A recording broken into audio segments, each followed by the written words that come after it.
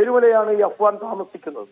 അദ്ദേഹത്തിന്റെ സ്വഭാവം എന്താണെന്നോ അദ്ദേഹം എന്ത് മാനസികാവസ്ഥയിലാണ്, പക്ഷെ നല്ല റെപ്യൂട്ടേഷനുള്ള വളരെ നല്ല സ്വഭാവമുള്ള ഒരു നല്ല കുടുംബമാണ് ഇവര്. എങ്ങനെ ഇത് സംഭവിച്ചു, എങ്ങനെ ഇയാൾക്ക് ഇത് വന്നു എന്ന് ഞങ്ങളൊക്കെ അത്ഭുതത്തോടെയാണ് കാണുന്നത്. ഒരിക്കലും ഇങ്ങനെയുള്ള സ്വഭാവമുള്ള ഒരാൾ ആ കുടുംബത്തിൽ ഉണ്ടാകാൻ പാടില്ല. അത്ര നല്ല കുടുംബം. പോലീസും വന്നു, ഞങ്ങൾ ചെന്നു. അപ്പൊ ഒരു മാല കാണാനില്ല എന്ന് മക്കൾ തന്നെ പോലീസിനോട് പറഞ്ഞു. അപ്പൊ ഈ മരണത്തിൽ ദുരൂഹതയുണ്ട് എന്ന് പറഞ്ഞ് മക്കൾ മറ്റു കാര്യങ്ങളിലേക്ക് ഞങ്ങൾ കടക്കുമ്പോഴാണ് പത്മനാഭന്റെ മണ്ണ്, നമ്മുടെ സ്വന്തം തിരുവനന്തപുരം. ഇനിയിപ്പോ പത്മനാഭന്റെ മണ്ണ് എന്ന് പറഞ്ഞുകൊണ്ട് ആർക്കെങ്കിലും ഒക്കെ ചൊറിയും പിടിച്ചോണ്ട് ഇങ്ങോട്ട് വരുമോ? അല്ല, ഇനിയിപ്പോ അങ്ങനെ ആരെങ്കിലും വന്നാലും I don't care a shit. മുസ്ലിം ആണെങ്കിലും ശരി, ക്രിസ്ത്യൻ ആണെങ്കിലും ശരി, ഹിന്ദു ആണെങ്കിലും ശരി, ഇതിലേത് മതത്തിൽ ജനിച്ച ഒരു വ്യക്തിയോട്, തിരുവനന്തപുരത്തുകാരൻ വ്യക്തിയോട് നീ എവിടുന്നാടാ എന്ന് ചോദിച്ചു കഴിഞ്ഞാൽ അവൻ പറയുന്നത് നമ്മള് പത്മനാഭന്റെ മണ്ണി നാടാ. അങ്ങനെ തന്നെയാണ്.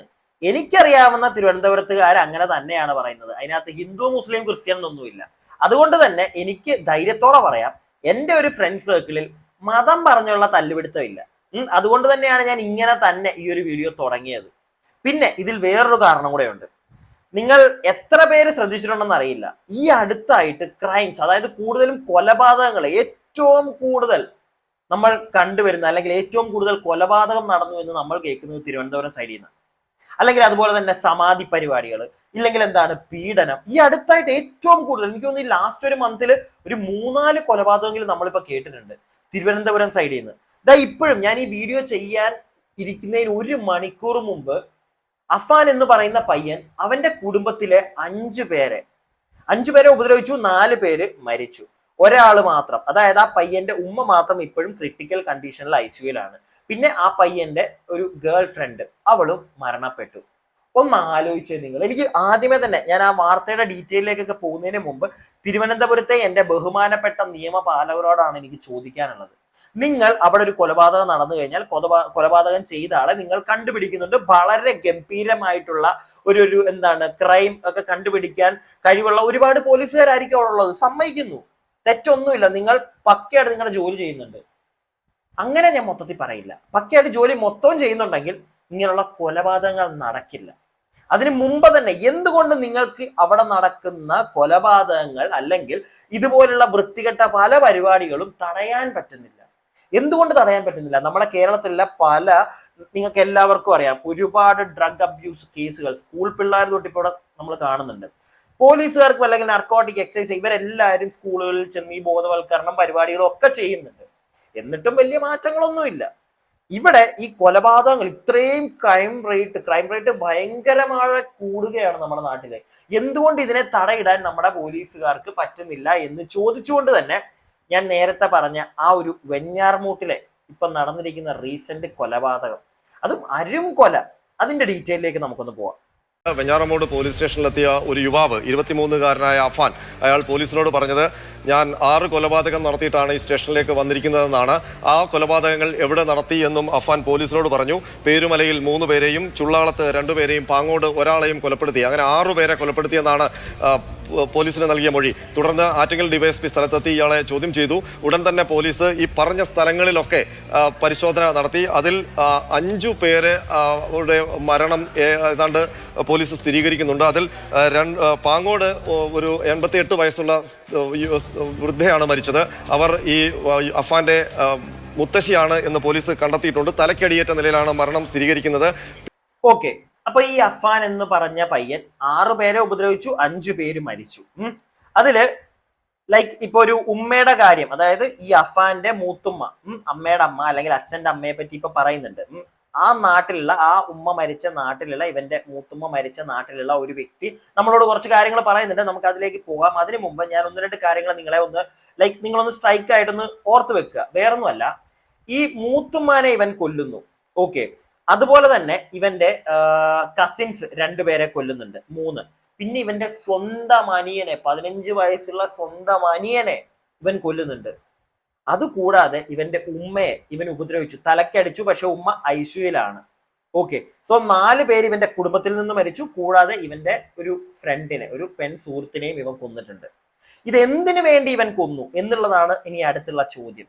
എനിക്ക് അതിനകത്തുനിന്ന് ഈ പ്രോപ്പറായിട്ടുള്ള എല്ലാ ന്യൂസ് ചാനലിൽ വന്ന ഒട്ടുമിക്ക വാർത്തകളെല്ലാം കേട്ടതിന് ശേഷം എനിക്ക് മനസ്സിലായത്, ഇപ്പോൾ ഈ മൂത്ത ഉമ്മ അല്ലെങ്കിൽ മൂത്തുമ്മ നമുക്ക് പറയാൻ പറ്റില്ല, അവന്റെ അമ്മുമ്മ, എനിക്ക് അങ്ങനെ അറിയുള്ളൂ, അതുകൊണ്ടാണ് പറയുന്നത്. മൂത്തുമ്മ എന്ന് പറയുമ്പോൾ എനിക്ക് തോന്നുന്നു കുറച്ചുകൂടെ ഡിഫറെന്റ്, അവന്റെ ഉമ്മയുടെ അനിയന്റെ ഭാര്യ അങ്ങനെ എന്തോ ആണെന്ന് തോന്നുന്നു. സോ എന്താണെങ്കിലും എന്റെ മിസ്റ്റേക്ക് ആയിരിക്കും. ഇവന്റെ അമ്മുമ്മ അങ്ങനെ പറഞ്ഞാൽ നിങ്ങൾക്ക് മനസ്സിലാവുമല്ലോ.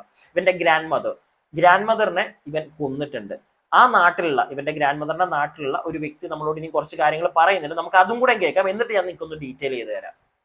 ഈ ഈ സംഭവം നടക്കുന്നത്, ഞങ്ങൾ ഇന്നിവിടെ ഒരു ഉപതെരഞ്ഞെടുപ്പ് ഉണ്ടായിരുന്നു പുലിപ്പാറ 1-ാം വാർഡിൽ.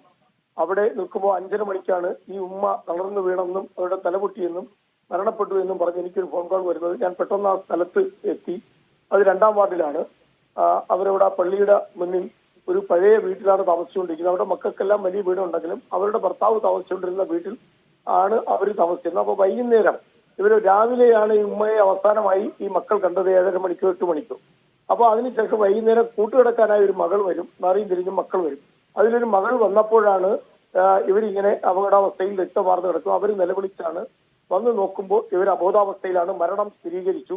അപ്പൊ പോലീസും വന്നു, ഞങ്ങൾ ചെന്നു. അപ്പൊ ഒരു മാല കാണാനില്ല എന്ന് മക്കൾ തന്നെ പോലീസിനോട് പറഞ്ഞു. അപ്പൊ ഈ മരണത്തിൽ ദുരൂഹതയുണ്ട് എന്ന് പറഞ്ഞ് മക്കൾ മറ്റു കാര്യങ്ങളിലേക്ക് ഞങ്ങൾ കടക്കുമ്പോഴാണ് വാർത്ത വരുന്നത്. ഈ കുടുംബം, ഈ ജനിച്ചു വളർന്ന ഈ പറയുന്ന പയ്യൻ അഫ്വാൻ, അവൻ റഹീം എന്ന് പറയുന്ന ഇവിടെ അവരുടെ ഇളയ മകന്റെ മകനാണ്. ഇവരെല്ലാം ജനിച്ചു വളർന്നത് ഇവിടെയാണ്, ഈ വീട്ടിലാണ്. ഓക്കെ, അപ്പൊ നിങ്ങൾക്ക് ഏകദേശം കാര്യം മനസ്സിലായല്ലോ. ഇപ്പൊ ആ ഒരു മുത്തശ്ശി മരിച്ചതിനെ പറ്റിയാണ് പറയുന്നത്. ആ മുത്തശ്ശിയുടെ മകനാണ് ഈ അഫ്വാൻ എന്ന് പറയുന്നത്. അപ്പോ ഈ പയ്യൻ ഒരു സ്ഥലത്തല്ല ഇത്രയും കൊലപാതകം നടത്തിയിട്ടുള്ളത്, പല സ്ഥലത്തായിട്ടാണ്. മൊത്തത്തില് 6 പേർക്ക് അപകടം പറ്റി. അതില് 2 പേര് അത് ഇവന്റെ കസിൻസ് ആണ്. 2 പേര് ഒരു സ്ഥലത്ത് തന്നെ ആയിരുന്നു. അവിടെ പോയി ഇവൻ അവരെ 2 പേരെയും കൊന്നു. അതിനുശേഷം ഇവന്റെ ഉമ്മ, അനിയൻ, അവർ 2 പേരും ചിലപ്പോൾ ഇവന്റെ വീട്ടിൽ തന്നെ വെച്ചിട്ടായിരിക്കും. നമുക്ക് കൂടുതലായിട്ട് ഒരു പരിധിയിൽ കൂടുതൽ ഡീറ്റെയിൽ വന്നുകൊണ്ടേ ഇരിക്കുന്നേ ഉള്ളൂ. നമുക്കൊരു പരിധിയിൽ കൂടുതൽ ഡീറ്റെയിൽസ് കിട്ടിയിട്ടില്ല. എനിക്ക് കിട്ടിയ ഡീറ്റെയിൽസ് വെച്ചാണ് ഞാനിപ്പോൾ ഈ പറയുന്നത്. അപ്പോൾ ഇവന്റെ ഉമ്മയും അനിയനെയും ചിലപ്പോൾ അവരെ 2 പേരും വേറെ വേറെ സ്ഥലത്ത് വെച്ചായിരിക്കാം. അതിനുശേഷമാണ് ഇവന്റെ ഗേൾ ഫ്രണ്ടിനെ, പിന്നെ ഈ ഒരു വയ്യാത്ത പ്രായമുള്ള ഇവന്റെ വാപ്പയുടെ ഉമ്മയെ, ഇത്രയും പേരെയാണ് ഇവൻ ഉപദ്രവിച്ചിരിക്കുന്നത്. അതിനകത്ത് ഈ വാപ്പയുടെ ഉമ്മയുടെ ദേഹത്തുണ്ടായിരുന്ന ഒരു മാല മിസ്സിംഗ് ആണ്. അതും കൂടെ നമ്മൾ വളരെ വളരെ വളരെ ശ്രദ്ധയോടുകൂടി നമ്മൾ ഓർക്കേണ്ട ഒരു കാര്യം, അല്ലെങ്കിൽ നമ്മൾ വളരെ ആപ്റ്റായിട്ട് നമ്മൾ നോക്കിക്കാണേണ്ട ഒരു കാര്യമാണത്. കാരണം ഒരു മാല മിസ്സിംഗ് ആണ്. ഈ പയ്യൻ ഇനി പണത്തിന് വേണ്ടി ചെയ്തതാണെങ്കിലോ എന്നുള്ളൊരു കാര്യമുണ്ട്. നമുക്ക് എല്ലാവർക്കും ഒരു സംശയം വരും. പക്ഷെ ഇവരുടെ ഫാമിലി അത്യാവശ്യം നല്ല റിച്ച് ആയിട്ടുള്ള നല്ല കാശുള്ള ഒരു ഫാമിലിയാണ്. എങ്കിൽ പോലും ഈ പയ്യന് വേറെന്തെങ്കിലും പരിപാടികൾ ഉണ്ടെങ്കിലോ, ലൈക്ക് ഒരു ഡ്രഗ് അബ്യൂസർ ആണെങ്കിലോ, വീട്ടിൽ ചോദിക്കാൻ പറ്റാത്തൊരു സാഹചര്യം, അവൻ എന്തെങ്കിലും മയക്കുമരുന്ന് മേടിച്ചേ പറ്റുള്ളൂ, അങ്ങനെയുള്ളൊരു അവസ്ഥയിൽ ഇവൻ പോയി ഈ ഒരു പരിപാടി ചെയ്തതാണെങ്കിലോ, അങ്ങനെയും കൂടെ നമ്മൾ ഈ ഒരു വിഷയത്തിൽ നോക്കി കാണേണ്ടതായിട്ടുണ്ട്. ഇനിയും അതല്ല എങ്കിൽ ഇവൻ ഇത്രയും ഫാമിലിയിലെ ഓരോ അംഗങ്ങളെയും അവിടെയും ഇവിടെയും താമസിക്കുന്ന അംഗങ്ങളെ പോയി കൊല്ലണമെങ്കിൽ വേറെ എന്തെങ്കിലും പ്രധാനപ്പെട്ട ഒരു റീസൺ ഉണ്ടായിരിക്കണം. പിന്നെ ഗേൾ ഫ്രണ്ടിനെ എന്തിനു കൊന്നു, ആ ഒരു ചോദ്യം കൂടെ അപ്പോൾ വരും. അതും കൂടെ വന്നപ്പോഴാണ് ഞാൻ ആദ്യമേ പറഞ്ഞൊരു പെർസ്പെക്റ്റീവാണ് ഇതിനകത്ത് കറക്റ്റായി എന്ന് എനിക്ക് തോന്നിയത്. അതായത് ഈ പയ്യന് പൈസയുടെ ആവശ്യം വന്നു, ഓരോരുത്തരെ കൊന്നു അവരുടെ നിന്ന് കിട്ടുന്നത്. ഇനിയിപ്പോൾ ബാക്കിയുള്ള അന്വേഷണങ്ങൾ വരുമ്പോഴേ ഇനി ബാക്കിയുള്ളവരുടെ വീട്ടിൽ നിന്നൊക്കെ എന്തൊക്കെ പോയിട്ടുണ്ട് എന്ന് നമുക്ക് അറിയാൻ പറ്റുള്ളൂ. അതും കൂടെ ഒക്കെ ഒന്ന് പ്രോപ്പറായിട്ട് പോലീസുകാർ അന്വേഷിച്ച് കരഞ്ഞു മറിഞ്ഞ് വരുമ്പോഴത്തേക്ക് കേസ് ക്ലോസ് ആവും. പക്ഷെ അപ്പോഴും എനിക്ക് പറയാനുള്ളത്, എന്തുകൊണ്ട് ഇങ്ങനെയുള്ള ക്രൈമുകൾ നമ്മുടെ നാട്ടിൽ തടയാനായിട്ട് പോലീസുകാർ, ക്രൈം നടന്നതിന് ശേഷം ആളെ പിടിച്ചകത്തിട്ട് കാര്യമില്ല, അതിവിടെ കുറെ ആയിട്ട് നടന്നുകൊണ്ടിരിക്കുക. ഇനിയും ഇതിനൊക്കെ ഒരു മാറ്റം വരണമെങ്കിൽ ഇങ്ങനെയുള്ള ക്രൈംസ് നിർത്താനായിട്ട് എന്ത് ചെയ്യാൻ പറ്റും, അത് വേണം ഇവിടുത്തെ നിയമപാലകർ ഒന്ന് മുന്നോട്ട് കണ്ട് ഇരുന്ന് ചെയ്യാൻ. ഇനി ബാക്കി കുറച്ചുകൂടെ നമുക്ക് വാർത്ത കാണാം. അപ്പൊ ആ സ്നേഹിച്ച കുഞ്ഞിനെയും കൊന്നു, അയാളുടെ സഹോദരൻ 15 വയസ്സുള്ള കുട്ടിയെയും കൊന്നു, അതുപോലെ അദ്ദേഹത്തിന്റെ മാതാവിനെയും കൊന്നു. അതിനുശേഷം അദ്ദേഹത്തിന്റെ വലിയച്ഛനായ ലത്തീഫിനെയും ഷാഹിദായെയും കൊന്നു എന്നുള്ള വിവരം ഞങ്ങൾ അറിയുന്നു. ഈ കുട്ടി പേരുമലയാണ് ഈ അഫ്വാൻ താമസിക്കുന്നത്. അദ്ദേഹത്തിന്റെ സ്വഭാവം എന്താണെന്നോ, അദ്ദേഹം എന്ത് മാനസികാവസ്ഥയിലാണ്, പക്ഷെ നല്ല റെപ്യൂട്ടേഷനുള്ള വളരെ നല്ല സ്വഭാവമുള്ള ഒരു നല്ല കുടുംബമാണ് ഇവര്. എങ്ങനെ ഇത് സംഭവിച്ചു, എങ്ങനെ ഇയാൾക്ക് ഇത് വന്നു എന്ന് ഞങ്ങളൊക്കെ അത്ഭുതത്തോടെയാണ് കാണുന്നത്. ഒരിക്കലും ഇങ്ങനെയുള്ള സ്വഭാവമുള്ള ഒരാൾ ആ കുടുംബത്തിൽ ഉണ്ടാകാൻ പാടില്ല. അത്ര നല്ല കുടുംബമാണ് ഞങ്ങളെ സംബന്ധിച്ചിടത്തോളം. ഷാഫി, ഒരു സംശയം ചോദിക്കട്ടെ. ഈ കൊല്ലപ്പെട്ട ലത്തീഫ്, ഷാഹിദ, ഇവർ 2 പേർ ആരാണ് എന്ന് ഞങ്ങൾക്ക് അറിയില്ലായിരുന്നു. ഈ പയ്യന്റെ ബന്ധുക്കൾ തന്നെയാണോ അവരും? റഹീമിന്റെ ജ്യേഷ്ഠനാണ്, ഇവന്റെ പിതാവിന്റെ ജ്യേഷ്ഠനാണ് ലത്തീഫ്. ഷാഹിദ ഇവന്റെ പിതാവിന്റെ ജ്യേഷ്ഠന്റെ ലത്തീഫ് ഭാര്യയാണ്. ഇവന്റെ മൂത്താപ്പ. ഓക്കെ, ഇത്രയും മതി. ആ പയ്യന്റെ മൂത്താപ്പയും മൂത്തുമ്മയാണ്, അതായത് ലൈക്ക് കസിൻസ് ആണ് രണ്ടുപേരും. ഇവൻ കൊന്നിരിക്കുന്നതിനകത്ത് രണ്ടുപേര്. പിന്നെ ഇവന്റെ ഈ ഉമ്മ മരിച്ചിട്ടില്ല, ആശുപത്രിയിലാണ്. മൂത്തുമ്മ എന്ന് നമ്മൾ പറയാൻ പറ്റില്ല, ഗ്രാൻഡ് മദർ, പിന്നെ അവന്റെ അനിയൻ, ഗേൾ ഫ്രണ്ട്, ഇത്രയും പേരെയാണ്.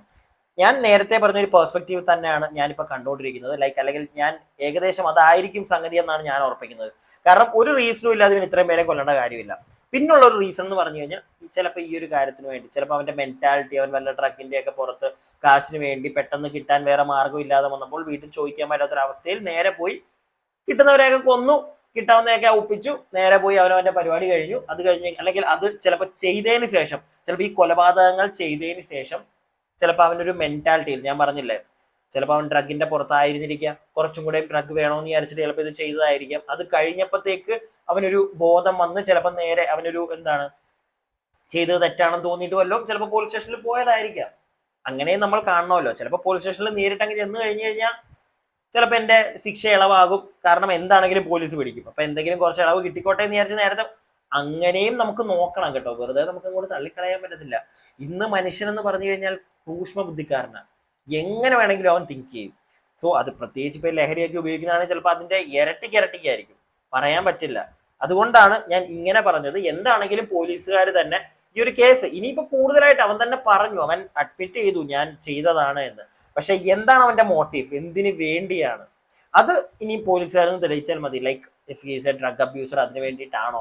എനിക്ക് തോന്നുന്നത് മൊത്തം അതാണെന്നാണ്. അല്ലാതെ ഇവന് ഈ ഒരു ഫാമിലിയിലെ ഈ രണ്ട് കസിൻസ് രണ്ടുപേരെ കൊല്ലുന്നു, പിന്നെ അനിയനെ കൊല്ലുന്നു, ഉമ്മയെ കൊല്ലുന്നു, ഗേൾ ഫ്രണ്ടിനെ കൊല്ലുന്നു, ഇങ്ങനെയുള്ളൊരു കാര്യം ഇല്ലെങ്കിൽ ഞാൻ പറഞ്ഞില്ലേ, ലൈക്ക് എന്തെങ്കിലും ഈ ഒരു ഡ്രഗിന്റെ ഒക്കെ പുറത്ത് തന്നെ വല്ലാത്തൊരു മെന്റാലിറ്റി, അല്ലെങ്കിൽ നോർമൽ ഒരു മെന്റാലിറ്റി ഉള്ള ഒരാൾക്ക് ഇങ്ങനെ ചെയ്യാൻ പറ്റുമെന്ന് ഞാൻ വിശ്വസിക്കുന്നില്ല. എന്തിന്റെയെങ്കിലും ഒരു വല്ലാത്തൊരു സ്ഥാനത്തിൽ വല്ലതും ചിലപ്പോൾ ചെയ്തതായിരിക്കാം.